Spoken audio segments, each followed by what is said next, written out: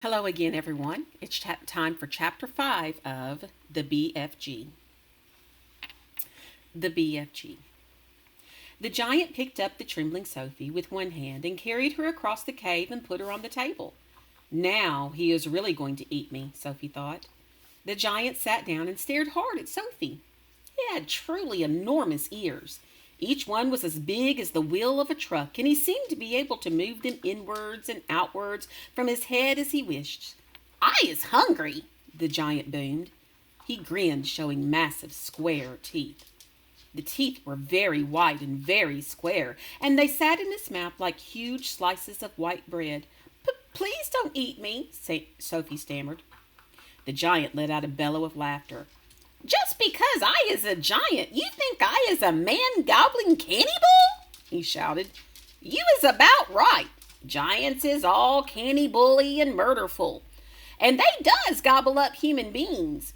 We is in giant country now. Giants is everywhere around. Out there, us has the famous bone-crunching giant. Bone-crunching giant crunches up 2 wopsy-whiffling human beings for supper every night. Noise is ear-bursting. Noise of crunching bones goes crackety-crack for miles around." "Ouch," Sophie said. "Bone-crunching giant only gobbles human beings from turkey," the giant said. "Every night Bone Cruncher is galloping off to Turkey to gobble Turks." Sophie's sense of patriotism was suddenly so bruised by this remark that she became quite angry. "Why Turks?" she blurted out. "What's wrong with the English?" "Bone-crunching giant says Turks is tasting ever so much juicier and more scrumdiddlyumptious. Bone-cruncher says Turkish human beings has a glamourly flavor. He says Turks from Turkey is tasting of turkey."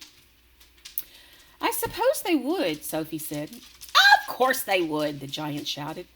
"Every human being is diddly and different. Some is scrumdiddlyumptious and some is ucky slush. Greeks is full of ucky slush. No giant is eating Greeks ever." "Why not?" Sophie asked. "Greeks from Greece is all tasting greasy," the giant said. "I imagine that's possible too," Sophie said. She was wondering with a bit of a tremble what all this talking about eating people was leading up to. Whatever happened, she simply must play along with this peculiar giant and smile at his jokes. But were they jokes? Perhaps the great brute was just working up an appetite by talking about food. "As I am saying," the giant went on, "all human beings is having different flavors. Human beings from Panama is tasting very strong of hats." "Why hats?" Sophie said.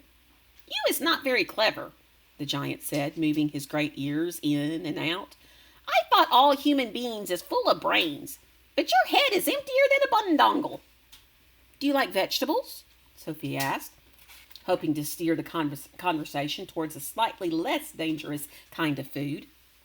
"You is trying to change the subject," the giant said sternly. "We is having an interesting babblement about the taste of the human bean. The human bean is not a vegetable." "Oh, but the bean is a vegetable," Sophie said. "Not the human bean," the giant said. "The human bean has 2 legs and the vegetable has no legs at all." Sophie didn't argue anymore. The last thing she wanted to do was make the giant mad. "The human bean," the giant went on, "is coming in dillions of different flavors. For instance, human beans from Wales is tasting very wishy of fish. There is something very fishy about whales." "You mean whales?" Sophie said. "Whales is something quite different." "Whales is whales," the giant said. "Don't gobble-funk around with words. I will now give you another example. Human beings from Jersey has a most disgustable woolly tickle on the tongue," the giant said. "Human beings from Jersey is tasting of cardigans." "You mean jerseys?" Sophie said. "You are once again gobble-funking," the giant shouted. "Don't do it. This is a serious and snitching subject. May I continue?" "Yes, of course, please do," Sophie said. "Danes from Denmark is tasting ever so much of dogs," the giant went on. "Of course," Sophie said, They taste of Great Danes. Wrong, cried the giant, slapping his thigh. Danes from Denmark is tasting doggy because they is tasting of Labradors. Then what do the people of Labrador taste of? Sophie asked. Danes! The giant cried triumphantly. Great Danes! Aren't you getting a bit mixed up? Sophie said. I is a very mixed up giant, the giant said, but I does do my best, and I is not nearly as mixed up as the other giants.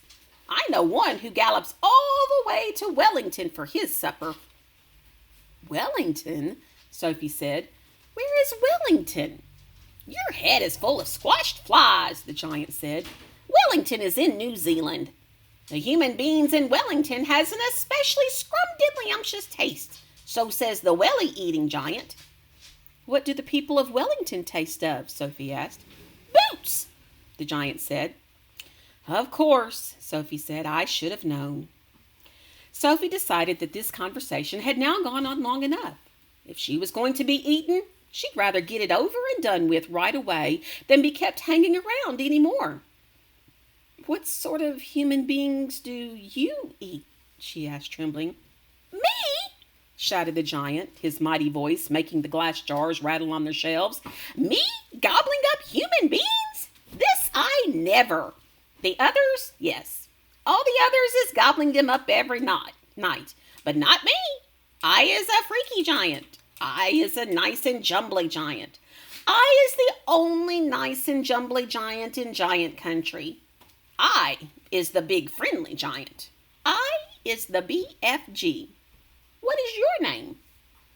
My name is Sophie, Sophie said, hardly daring to believe the good news she had just heard. That's the end of Chapter 5.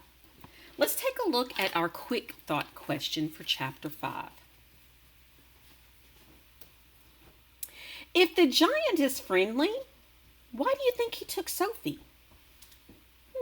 He said he's the big friendly giant. So why did he take Sophie if he's so friendly? What do you think? Why did he take Sophie? Let's take a look at two different vocabulary words that were in this chapter. The first one is a word you've probably heard before. Peculiar. Peculiar. She said that he was very peculiar. I wonder what that means. Peculiar. Peculiar means strange or odd. Anybody ever seen somebody with peculiar behavior? It was strange or it was odd.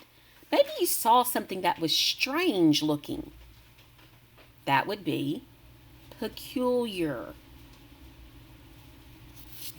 Our other word is the word brute. She said he was a great brute. Sometimes you hear of people saying that they use brute strength. What does that mean? Brute. A brute is a wild and violent person or animal. A brute.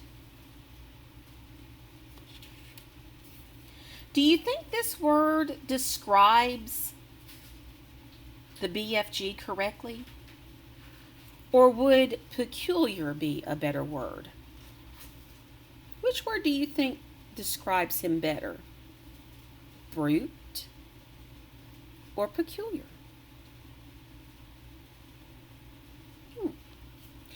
Now, both of these words describe the BFG.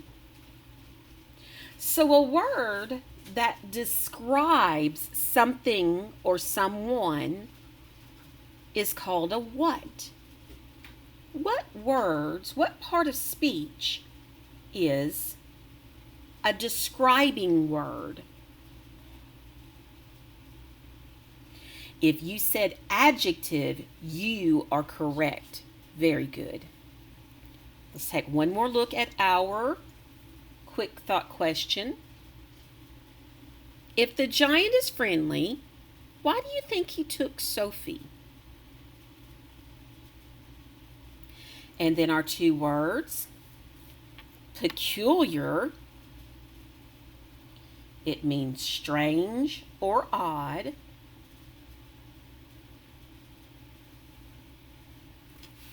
And brute, and that means a wild and violent person or animal.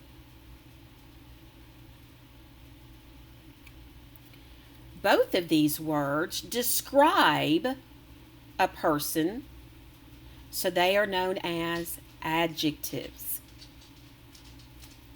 I'll see you again tomorrow with Chapter 6. Bye for now.